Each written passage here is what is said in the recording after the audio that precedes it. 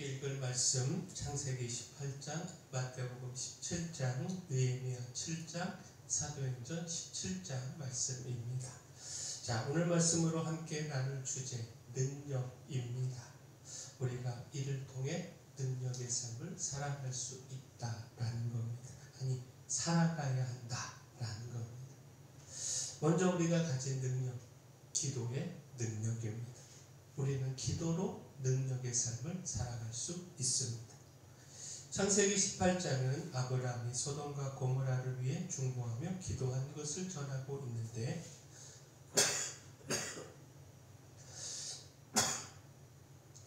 곧 소돔과 고모라의 죄악이 심히 무거워 하나님은 심판을 결정하셨습니다. 그리고 이러한 사실을 아브라함에게 말씀하셨습니다. 아브라함은 하나님의 심판의 말씀을 듣고 소돔을 위해 중보하여 기도했습니다. 의인 50명에서 시작하여 10명까지 기도했습니다. 그 성에서 의인 10명을 찾으며 그 의인 10명으로 인해 그 성을 멸하지 않겠다 하나님의 응답을 받았습니다. 50명, 45명, 40명, 30명, 20명, 10명. 아브라함은 소돔을 위해 드린 모든 기도에서 하나님의 응답을 받았습니다. 창세기 18장 32절 말씀 보면 아브라함이 또 이르되 주는 노하지 마옵소서 내가 이곳만 더 아뢰리이다. 거기서 10명을 찾으시면 어찌하려 하시나이까. 이르시되 내가 10명으로 말미암아 멸하지 아니하리라. 자, 결국 무엇입니까? 하나님께 드리는 기도에 하나님의 응답이 있습니다. 이 응답이 우리의 삶의 능력이 됩니다. 우리는 연약하지만 기도할 수 있고 기도의 응답을 통하여 우리 힘으로 할 수 없는, 감당할 수 없는 문제들을 감당할 수 있습니다. 그렇게 이 세상을 능력 있게 살아갈 수 있습니다. 바라는 우리가 기도로 능력의 삶 살아가기를 소원합니다. 또 우리가 가진 능력, 믿음의 능력입니다. 우리는 믿음으로 능력의 삶을 살아갈 수 있습니다. 마태복음 17장 말씀을 보면 귀신 들린 아이의 치유의 말씀이 나옵니다.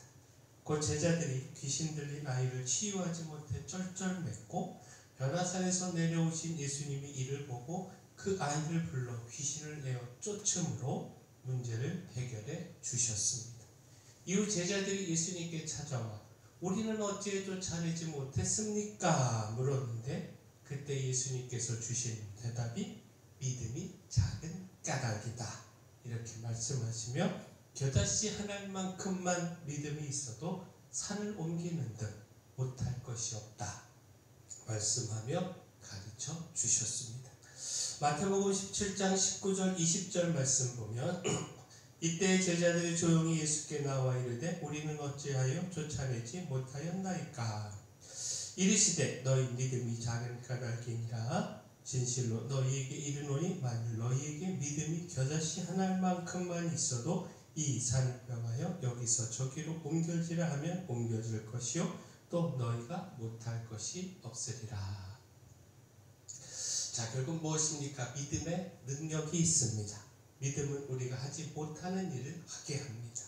믿음으로 우리가 불가능한 일도 하고 능력의 삶을 살아갈 수 있습니다. 하나님께서 믿음을 보시고 그렇게 능력을 나타내 주십니다. 따라서 믿음이 없어 능력 없는 삶이 아니라 믿음으로 능력 있는 삶 살아가기를 소원합니다. 믿음이 없어 패배의 삶이 아니라 믿음으로 승리의 삶 살아가기를 소원합니다. 또한 우리가 가진 능력, 헌신의 능력입니다. 우리는 헌신으로 능력의 삶을 살아갈 수 있습니다. 느헤미야 7장을 보면요, 예루살렘 성벽을 다 건축하고 문짝을 단 것과 예루살렘 성읍을 지킬 파수꾼들을 세운 것을 전하고 있습니다. 근데 주목할 말씀이 성벽 건축을 완공하고 난 이후에 느헤미야가 하나냐와 하나니에게 예루살렘을 다스리는 일을 맡기며 지시한 명령입니다. 해가 높이 뜨기 전에는 성문을 열지 말고 해가 지기 전에 서둘러 성문을 닫고 빗장을 지르라 라는 겁니다. 또 각자 위치에서 파수하는 일에 힘쓰라 라는 겁니다. 느헤미야가 이렇게 명령한 것은 성읍은 크고 넓지만 성읍에 사는 사람의 수가 적어서 성읍을 방비하고 지키기에 그 수가 많이 모자랐기 때문입니다. 느헤미야 7장 3절 4절 말씀 보면 내가 그들에게 이르기를 해가 높이 뜨기 전에는 예루살렘 성문을 열지 말고 아직 파수할 때에 곧 문을 닫고 빗장을 지르며 또 예루살렘 주민이 각각 자기가 지키는 곳에서 파수하되 자기 집 맞은편을 지키게 하라 하였노니 그 성읍은 광대하고 그 주민은 적으며 가옥은 미처 건축하지 못하였음이니라. 자, 여기서 중요한 사실을 깨달을 수가 있습니다. 곧 성읍은 광대하고 그 주민은 적었다라는 말씀은 이렇게 적은 사람들이 그 광대한 성읍의 성벽 건축을 감당했다라는 겁니다. 또한 가옥은 미처 건축하지 못하였음이니라. 이 말씀은 이들이 자신들의 삶을 돌보는 것보다 자신들의 집을 건축하며 세우는 것보다 하나님의 성읍, 하나님의 도성을 세우는 일을 먼저 했다라는 사실을 깨닫게 합니다. 곧 여기서 보게 되는 것, 헌신인 것이죠. 느헤미야를 비롯한 백성들의 헌신이 그 큰 예루살렘 성읍의 성벽 건축을 이루어 내었다라는 겁니다. 그들의 헌신이 능력을 나타낸 겁니다. 자, 이처럼 우리의 헌신에 능력이 있습니다. 정확히 말해 하나님은 우리의 헌신을 보시고 그 능력을 나타내 주십니다. 불가능할 것 같은 일을 감당케 하시고 이루게 하십니다. 따라서 우리가 처음부터 불가능하다 포기할 것이 아니라 결과는 하나님께 맡기고 온 힘을 다해 헌신해야 합니다. 그러면 그 결과는 그 능력으로 하나님께서 이루어 주신다라는 겁니다. 마지막 우리가 가진 능력, 복음의 능력입니다. 우리는 주님이 주신 복음으로 능력의 삶을 살아갈 수 있습니다.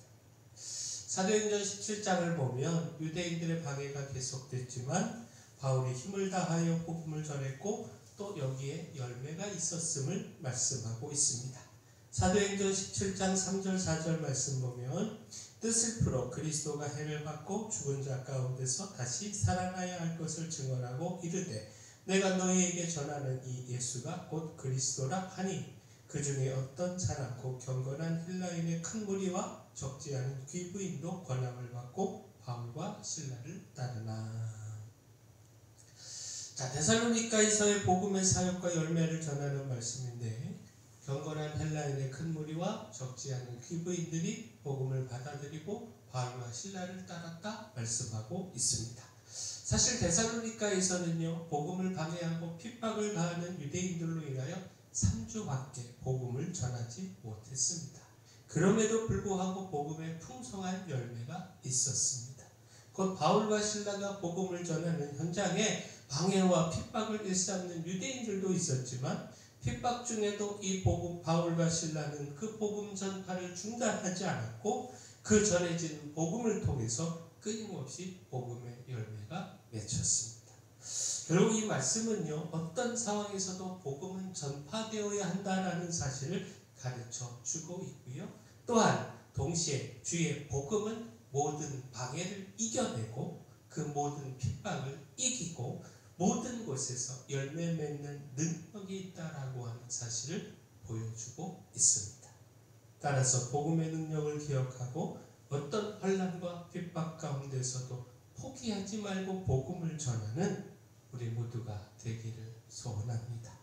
복음을 전하는 일에 힘을 다하고 그 능력을 경험하는 우리 모두 되기를 소원합니다. 자, 기도와 믿음과 헌신과 복음의 능력이 있습니다. 우리는 연약하지만 주를 향한 믿음과 기도를 통한 응답 그리고 포기하지 않는 헌신과 그 앞세운 복음으로 능력의 삶을 살아갈 수 있습니다. 바라긴 우리가 능력의 삶 살아가기를 소원합니다.